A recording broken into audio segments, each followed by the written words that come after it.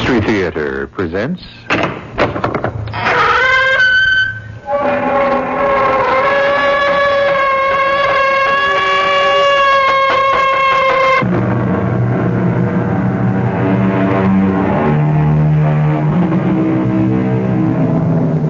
Come in. Welcome. I'm E.G. Marshall.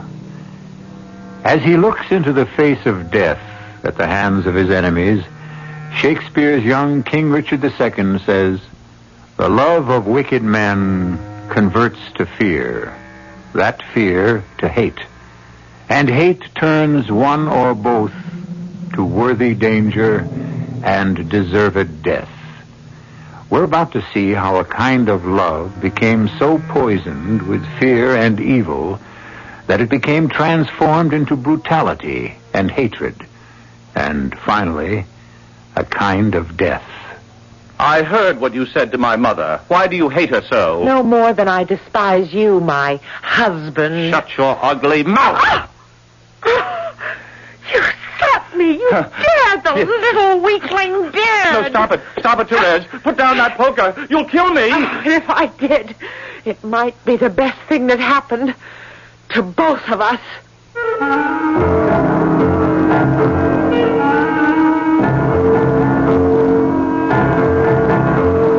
Our mystery drama, The Corpse That Would Not Die, was adapted from the Émile Zola classic Thérèse Raquin, especially for the Mystery Theater by Arnold Moss, and stars Patricia Elliott. I'll be back shortly with Act One.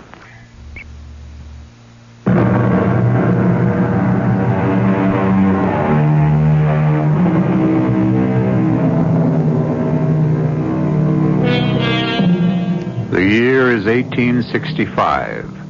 The scene, the left bank of Paris during the last few years of the reign of Napoleon III.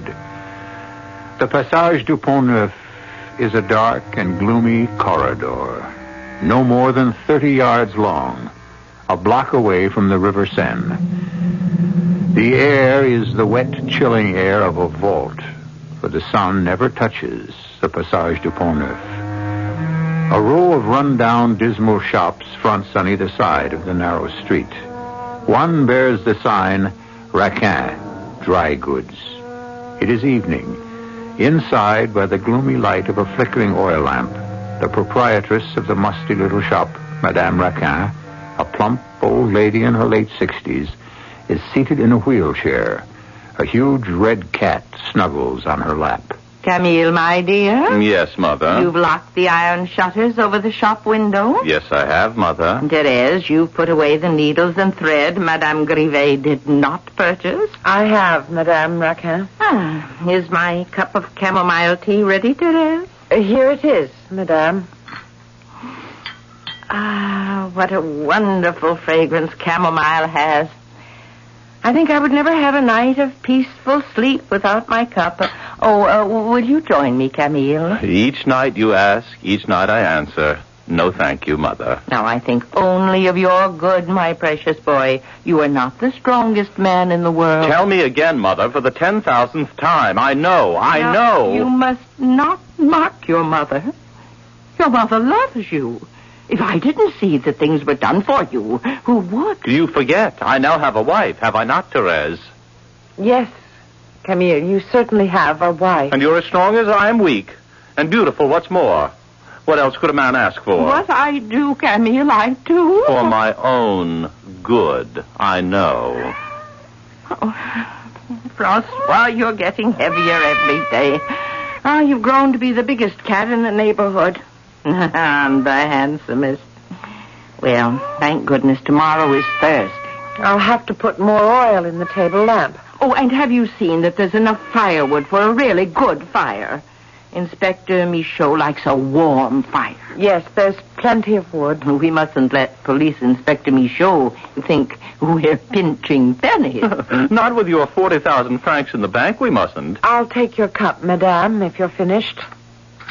By the way, I've asked a friend of mine to join us at Domino's tomorrow night.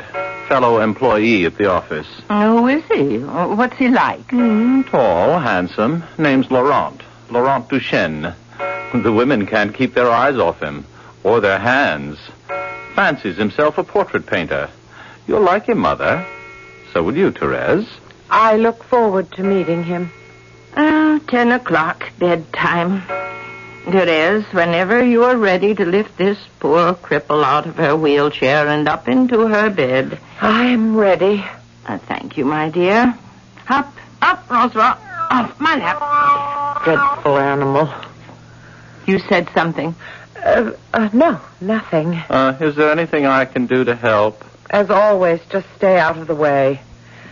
Now, here we go, Madame.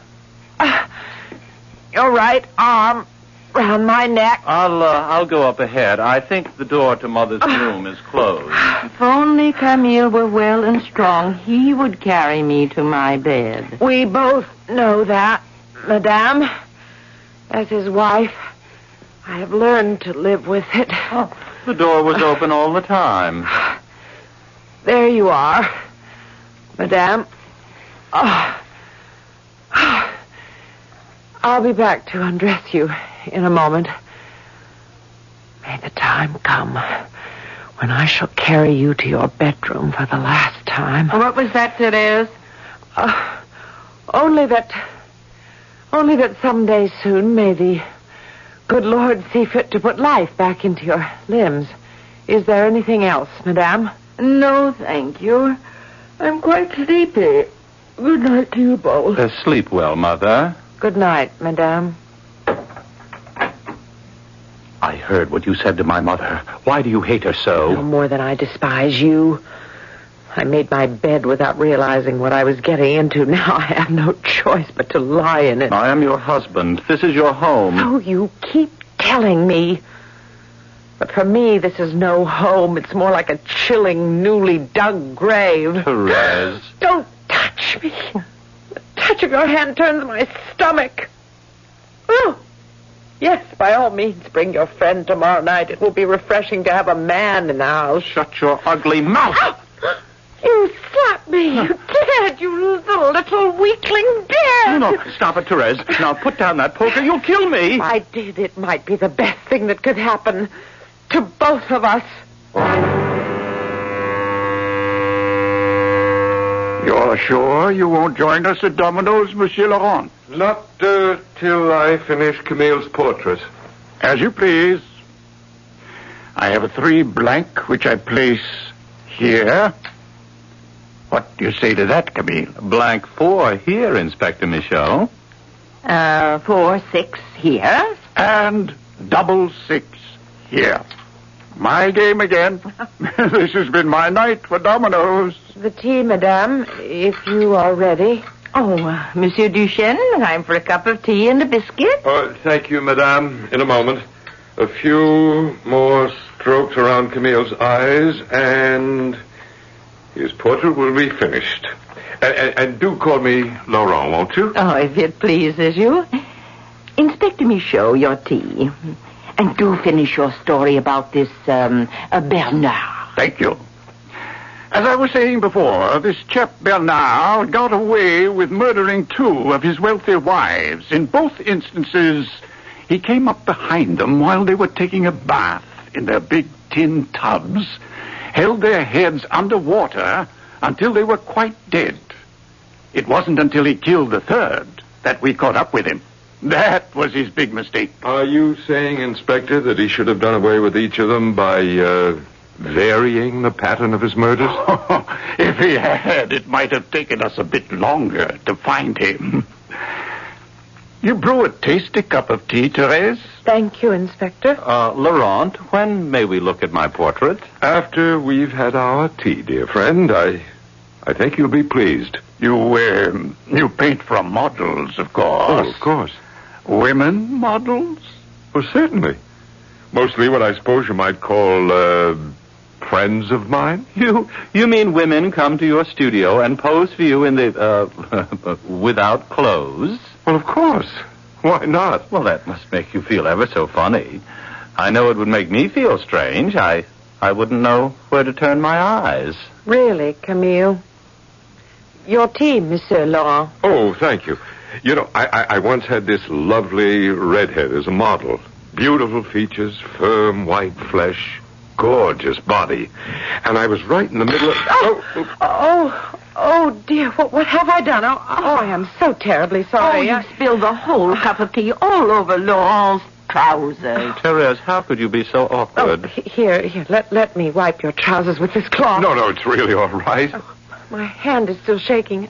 Oh, please do forgive me. As though it had never happened, my dear Therese. Francois, the cat, happened to brush by me as I was handing you the cup. No, not another word. You know, when you look at me with those big, sad, beautiful eyes, I feel that I am the one to blame. You're very kind. Oh, Therese, would you get a couple of more logs from outside? The fire's getting a bit low. Yes, madame. Yes, madame. Don't you call her mother? I do not. Excuse me. Let me help you with the logs, Therese. Oh, there's no need, Laurent. She is strong. I can carry them all alone, but if you wish... I insist. Now, let me go with you, please. The domino pieces are set up for another game. May I help myself to another biscuit? Oh, please do, Inspector. Oh, what a charming man, your painter, Camille. Yes, I'm very fond of him. He makes Therese a little nervous. Is that why she spilled the tea over him? Of course. Didn't you see that? Her hands are as steady as a rock. Not a nerve in her whole beautiful body. Inspector Michaud, you see everything. Even sometimes when there's nothing there. Perhaps. No, you see? You were wrong, Inspector. They seem to be getting along quite well. She's not a bit nervous. And here, madame, are your logs. Thank you. Will you permit me to place one or two on the fire? Oh, thank you, Laurent. But isn't it time we saw the portrait you've been painting of Camille? Why not? Turn up the lamp, Therese. I turn the easel so, and there it is. Oh, no. I can't believe it. I really don't believe it. Is that how I look to you, Laurent? But that's not you he's painted, Camille. Why, the features are twisted and distorted. The hair soaking with water. And the color, the greenish, the look of a man who's been drowned. Laurent, what have you done? Well, an artist only paints what he sees. But that is not a portrait of my son. What you have painted is the face of death.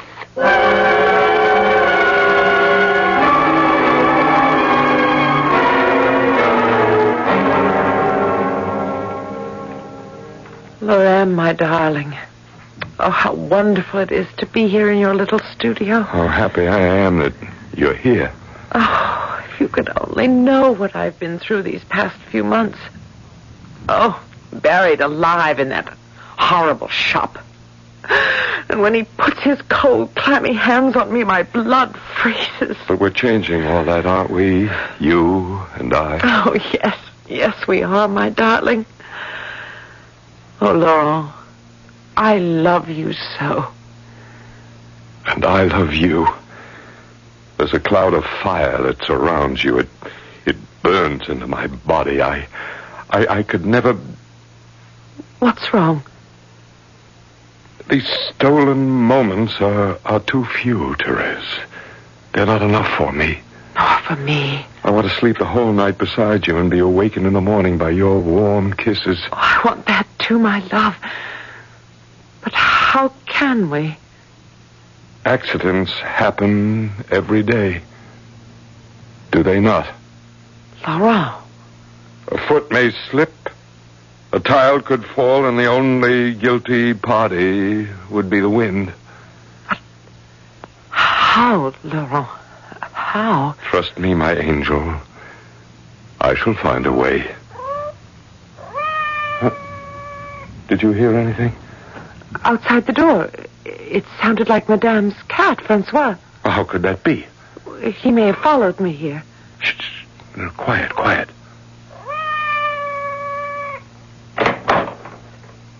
Nobody. It's not a thing. It was only in our imagination. But why should we have both imagined the voice of Francois at the very same moment? Hold me close, Laurent. I'm very afraid.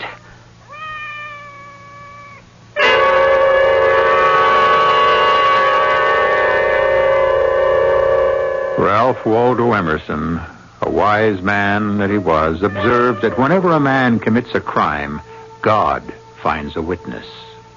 That every secret crime has its reporter. Laurent and Thérèse Raquin have already committed one crime, adultery.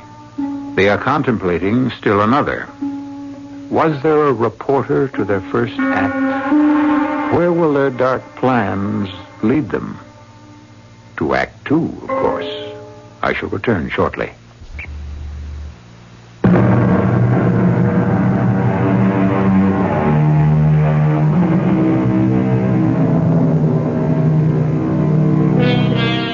It's a Sunday afternoon toward the end of September at Saint-Ouen, a beautiful wooded section on the outskirts of Paris, along the River Seine, where the less fashionable Parisians of 100 years ago gathered for their picnics. On this particular morning, Thérèse Raquin, her husband Camille, and her newly acquired lover, Laurent, are in a narrow little rowboat they have hired. They've spotted a tiny island in the river away from the Sunday crowds, where they can set up their picnic lunch in a clearing among the trees. Yeah, we shouldn't have too much farther to go. A few minutes, no more, and we should be there, Laurent. Well, take your time. We're not in all that much of a hurry. Oh, I'm sorry. Keep the boat steady, please. I will, of course. Now, remember, I can't swim, not a stroke. When I was a child, Mother never allowed me to swim. Of course, you, on the other hand... Like a fish, Camille, like a fish. We're going to have the island all to ourselves. Oh, the water looks so cold and forbidding. This must be the deepest part of the river. Since we're in no particular hurry, is it all right if we just drift for a while? Well, why not? Just don't move about, either of you, please. Oh, everything is so beautiful. So quiet and peaceful. We can hardly see the people on the shore, and nobody can see us. It's our own little world. Oh, floating here on the river with my wife and my best friend. I wish this moment would never have to come to an end. Yes, but like everything else, dear friends, it must. Inspector hands for you, Camille. What are you doing, Laurent? You'll upset the boat. We'll all fall into the river. We'll drown. No, not all of us, Camille. Not all of us. Stop him. Stop him. Therese, stop him. Hold on to yours, Therese. I've got him. He can't get away. He's holding onto the side of the boat. We'll take care of that. I put on his fingers. So. Now, over the side, my boy. Into the... He stuck his teeth into the flesh of my neck. Let go, Camille, let go. Oh, into the river, my friend. Start rowing, Therese, while I hold his head under the water. So.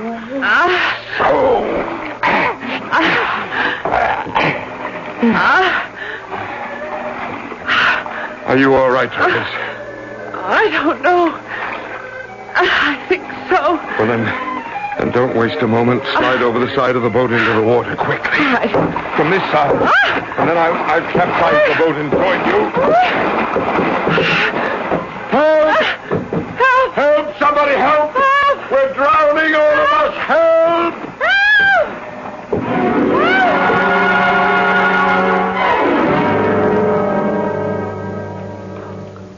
And that, Inspector Michaud, is exactly what happened. When the boat overturned, I reached first to save Therese, and by the time I'd rescued her, it was too late, alas, for poor Camille. He disappeared under the waters of the Seine. Dear me, how dreadful. Monsieur Laurent, how shall we break the news to his dear mother? That's exactly why I came to you, Inspector. You, as a former policeman, as well as one of Madame's oldest friends... You did well, Monsieur Laurent. Poor Thérèse, so young and a widow. What will become of her, I wonder? Who's to console her? It would be an honor and a privilege to do whatever I could for the widow of one of my dearest friends. So? I apologize to the memory of Camille for what I'm about to say at this sad moment. But if Therese would accept me, I should be very proud to be her husband. You're a fine fellow, Long, and most understanding. Tomorrow, the salvage men of the police will drag the river for the body. Drag? Oh, of course. There must be a proper certificate of death issued by the city coroner at the morgue, because officially, legally, where there's no body, there is, of course, no death.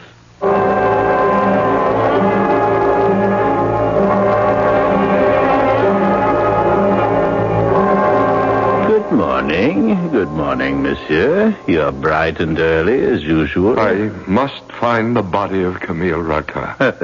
So you say each morning you come here to the morgue to visit my unfortunate guests. Oh.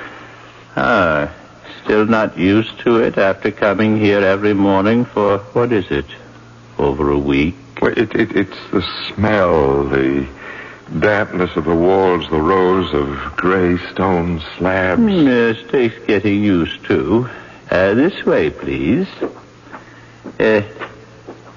Here. Would this one be your friend? Well, it's a little hard to tell. The flesh is so decomposed. That's him. That's Camille. They found him at last. No, don't take it too hard, monsieur. We all have to go sometime, sooner or later. The eyes. The lids are wide open. The eyes are staring right at me. Easy, monsieur.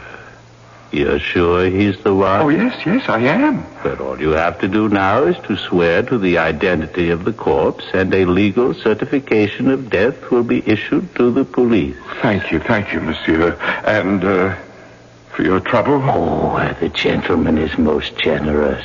Thank you, monsieur. Not at all.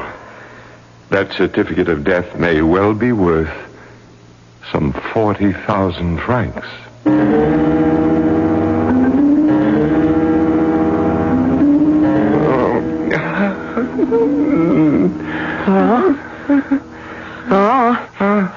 Laurent, you all right? Wake up. Wake up, you're shivering. Oh, Therese, I managed to doze off for a moment. I had another horrible nightmare. So did I. Tell me, what was yours? It was before we were married. It was a dark, starless night. I'd left my studio, was running through the streets to you in your bedroom. I got to the passage, to the back door. I lit a match to light my way. It went out. I lit another. In the dim, bluish light, I heard weird voices. I thought I saw monstrous shapes against the walls. It was hard to breathe. I climbed the steps. I opened the door, which you had left unlocked. I quickly undressed. I got into bed where you, all white, were waiting for me. I started to kiss you. Yes. What then? It was not you, but Camille, as I had seen him in the morgue, green, disfigured, his hair plastered to his face by the waters of the river. Oh, how dreadful. The corpse held out its arms to me, cackling hideously, poking out a stump of a black tongue from between its white teeth. Oh, Laurent. And then a moment later, I was standing in front of a cracked mirror looking at the red scar on my neck, the one Camille had ripped into my flesh with his teeth. And as I looked, with Camille's grinning face behind mine, the wound grew larger and larger, eating a black hole into my neck on fire. And always his twisted face behind me, mocking me with his dead yellow eyes. Laurent, go back to sleep, if you can. Tell me what you dreamed. Oh, it was much worse. Much more frightening. I, too, dreamed of a time before our marriage. What happened? Well, It was a time when I loved you and you loved me. A time when the touch of your lips on mine, your body against mine, was the only reason for my being alive my entire life. What happened in the dream, Therese? You embraced me. You kissed me. We became one. And then? Then I awoke, and I found myself biting into my pillow to stifle my sobs as I used to when Camille was still alive. Oh, how long has it been since you wanted to touch me, Laurent? How long has it been since I wanted to touch you? Why is it? Since the day we murdered Camille, we've never once desired each other. I don't want to talk about it. To me, that is the most horrifying thing that could have happened to both of us. Because now, Laurent, we are both murderers, with nothing to hold us together.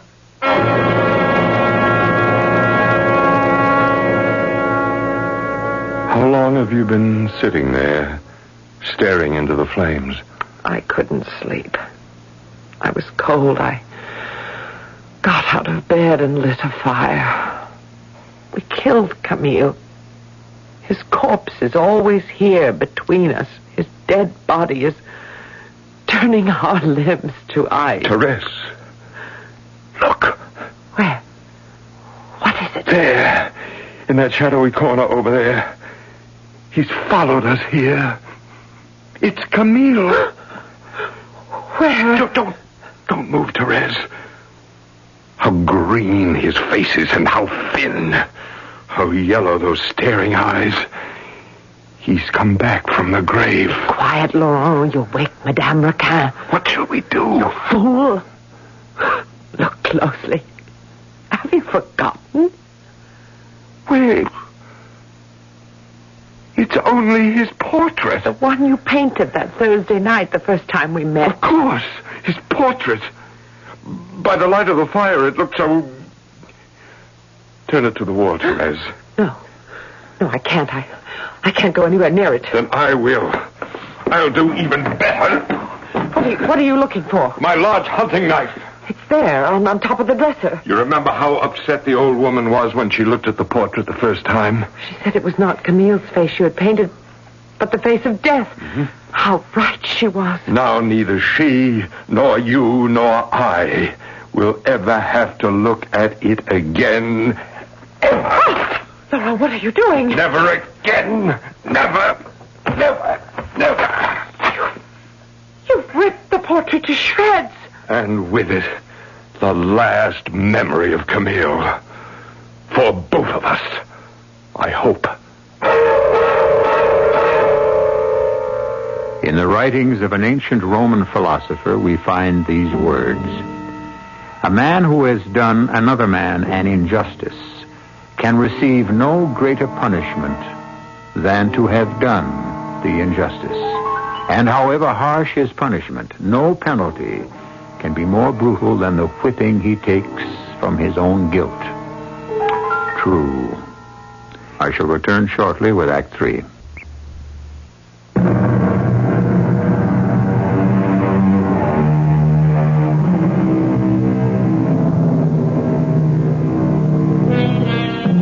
Oh, what a tangled web we weave when first we practice to deceive. The guilt starts piling up, and in the end destroys us.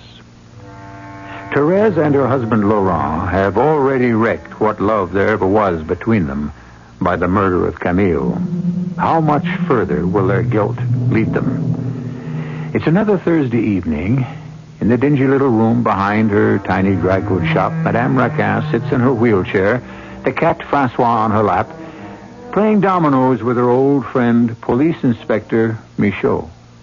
And I place my double blank here, madame, next to your 6 blank. What do you say to that? I say, Inspector Michaud, that you remained a bachelor all your life because you couldn't be all that lucky, both at love and at domino. 10 o'clock, madame. Time for bed. Oh, already? Well, so it is. Would you like me to carry you upstairs, Mother? Oh, it's very kind of you, Laurent, my boy, but Therese is used to it by now. Up we go. So, good night, Michaud. Perhaps I'll have better luck next Thursday. Good night, Laurent. Good night, Madame Raquin. Sleep well, Mother. The old girl is slowing down a bit, I fear. Yes, I'm afraid so. That case you were telling us about before, I didn't quite follow you. The young woman who was drowned. Oh, that one. Not a trace of water in her lungs, which led the authorities to believe she had died of natural causes. And what made them change their minds? A person can drown or be drowned if he's taken by surprise. Surprise suffocation, we call it. Not a drop of water in the lungs. It all happens Madame when... Raquin gets heavier and heavier every time I carry her up and down those stairs. Oh, time for me to go. Must get my 8 hours. Keeps me young and spry. I'll say good night to you two. Good night, Inspector. Until next Thursday. Until next Thursday. Next Thursday. Beautiful night, isn't it? That stupid, boring old fool. Why can't we just pack up and leave? Start a new life somewhere. Anywhere. Well, what would we use for money? When that miserable old woman signs a paper handing over her 40,000 francs to us, we can think about going away. But not before. But even if we were to... Yes, Laurent? Even if we went to the ends of the earth, he would follow us. Camille. Who else? When we lie awake at night in our bed, you near one edge, I near the other, he lies there between us. Stop saying those things. No, I tell you, Therese, I can hear him breathing. I can feel his cold, wet body next to mine, turning the sheets to ice. Therese, you're not really a widow. You never were. What are you saying? You're still married to the man we drowned. There's somebody at the front door. Do you hear it? Who could it be in the middle of the night? Don't move. I'll see. No, it's Francois. I didn't know he was still out. I thought we'd already let him in. That cursed cat. Go away. Away. Soaking wet, dripping with water. And it's a beautiful night out there. The sky is clear and filled with stars. Shh. Don't you jump onto that table. Give me that iron poker, Therese. No, get down off that table. Look out, Laurent. He's getting ready to spring at you. I'm not afraid of him. He's going to spring for your neck. Watch out. Look at those unblinking yellow eyes, how they stare at me. And why does he drip with the smell of the river? Put down that poker, Laurent. Look out. He's going for your throat. I know who you are. Camille. I killed you once. Now stay dead, Camille. Die. Let him be, Laurent. Your neck is bleeding where he bit you. Let it bleed. It's bled before. You know something, Therese. What? The day I first set eyes on you, I cursed that day. And so do I, Laurent. That was the blackest day of my life.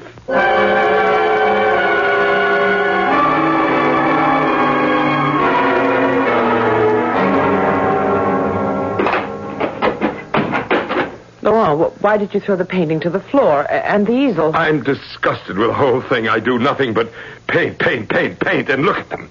Every one of them. They're not bad, Laurent. That's not the point. Look, here's Monsieur Tristan, the tobacconist, and here Madame Colombe, the greengrocer, and there, the 3 children of the postman. Can't you see what's wrong? Are you blind? I don't know what you're talking about. Look at the eyes, the texture of the skin, the expression on the faces. They're all the same. Every face I paint has his expression. Some feature of Camille's. On every face a look of agony and terror. I begin to see what you mean. In spite of everything I do, the mouth of each of them is distorted into an ugly grimace. The same look that was on Camille's face when we drowned him. When you drowned him. What? You picked him up. You stepped on his fingers when he clung to the side of the boat. You threw him into the river. You pushed his head into the water and kept it there as he choked out his dying breath. Therese, you're as guilty as I am of Camille's death. It's your word against mine. You liar! We planned every step of it together. Take hands off my throat. I can't breathe. I murdered Camille, and so did you. We did it together. Say so, Therese. Say so. All right. We did it together. You and I, we both murdered.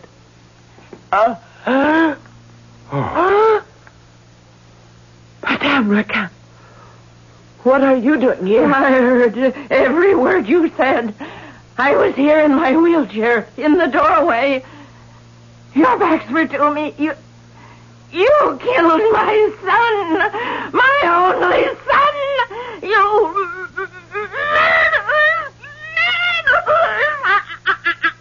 I shall go.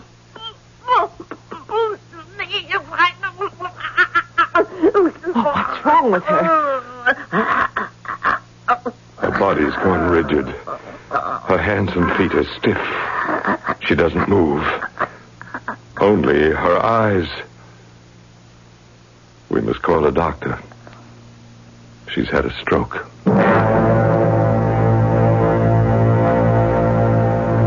Easy with her now, Laurent. Now, hold the chair still while I put her into it.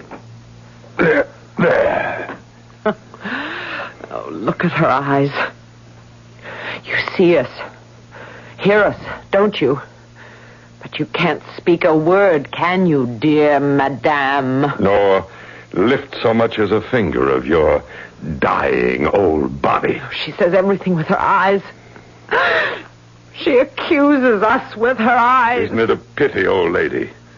We murdered that miserable son of yours, Therese and I. We drowned him in the river.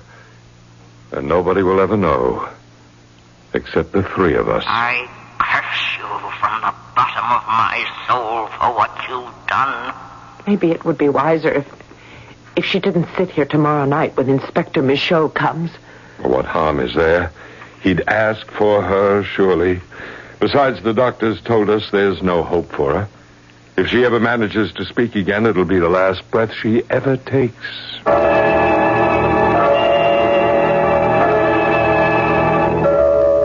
Shall we wait for Therese? She'll be down in a moment. Let's set up the pieces for the game, shall we? And how is my old friend, Madame Raquin? Ready to watch our dominoes game for the championship of the evening? I can see the light of anticipation shining in your eyes. And how is the good Francois? Unfortunately, Inspector, the poor creature is still limping from whatever he did to his leg. He sits there like some red-haired monarch, silent on Madame's lap, glaring at you, Laurent. Sorry to delay the game, Inspector Michaud. Ah, there you are, Therese. We're all set. I'll sit here, between you and Madame.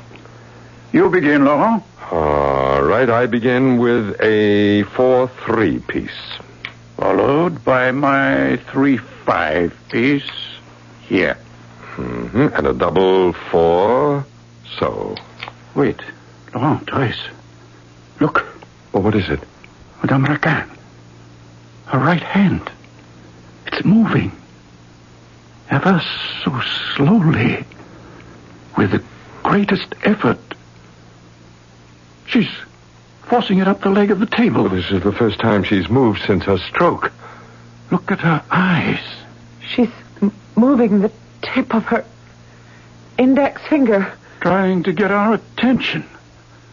Yes, Madame, what is it you want? What can we do for you? If my strength holds out, you'll know. Just watch my finger. I'm trying to trace a letter on the oilcloth. She's made a T. And an H. And an E. Now, an R. T-H-E-R. She's spelling your name, Therese. Go on, madame. We're following you. Therese and... Therese and... L-A-U-R.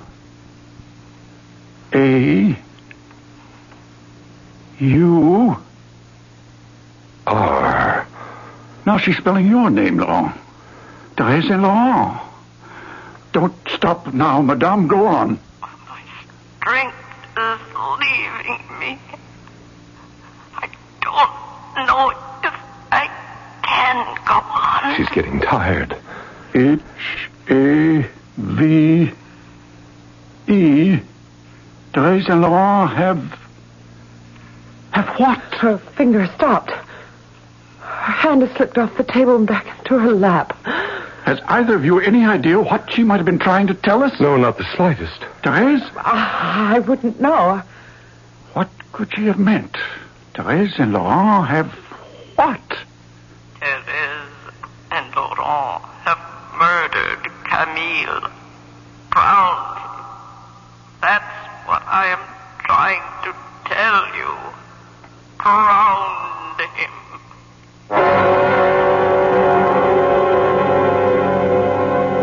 I'm going up to sleep, Laurent.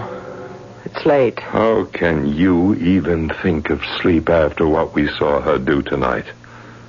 We'll never be safe now. If she did it once, she could do it again. Sooner or later, Michaud will learn the truth. She'll find a way to tell him. Just being here in the same room with her is enough to make me sick. With her and with you. You are sick, both of you. Poisoned with guilt and by each other. You know how I despise you, Laurent. And myself. Good. Loathe each other. Torment each other from morning till night. Keep digging your own graves, then bury yourselves alive in them. While I watch you destroy yourselves and each other. And that's, my dear children, that is your punishment. Camille will be avenged.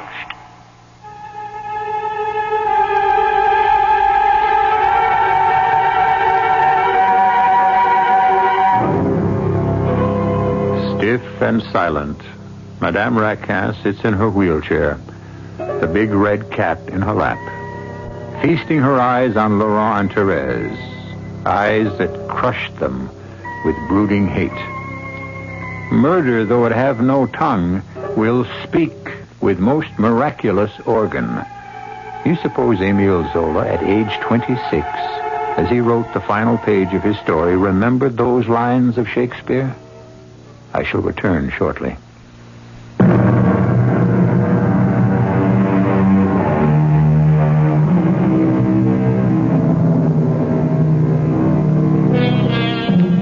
Émile Zola made this comment about Thérèse Raquin, one of the first of his many great novels. I looked at myself as a scientist. I applied to two living bodies, Thérèse and Laurent, the same method that a surgeon would apply to corpses. This in order to discover how conscience can drive a criminal to despair and madness, to degradation and moral decay. Our cast included Patricia Elliott, William Redfield, Mary Jane Higby, Roger DeKoven, and Arnold Moss. The entire production was under the direction of Hyman Brown. And now, a preview of our next tale. Here you are, boys. Yeah. Yeah, good crowd. Your friend, the owner of this place? Oh, he does things right, you'll see. Well, have a good time to both of you. Now, watch your step getting out, Mrs. Manning. Thank you, Corey. Yeah, be back at 1 o'clock, huh? Right. Claire, you're going to have one of the finest meals you ever... Down, Claire, down on the pavement. Hey, are you all right, boy? Yeah, we're both fine. Here, let me help you up, honey. Where is he? He ran off into an alley someplace. You got a good look at him? No, it happened so fast. It was a kid, boss, some young punker. Oh, no, I don't believe it. What is it? That kid that took those shots at you. Huh? I'll swear to my life. That was your son, Mrs. Menon. Your son, Aaron. Aaron? Corey, how sure are you? Positive. This is E.G. Marshall inviting you to return to our Mystery Theater for another adventure in the macabre. Until next time, pleasant dreams.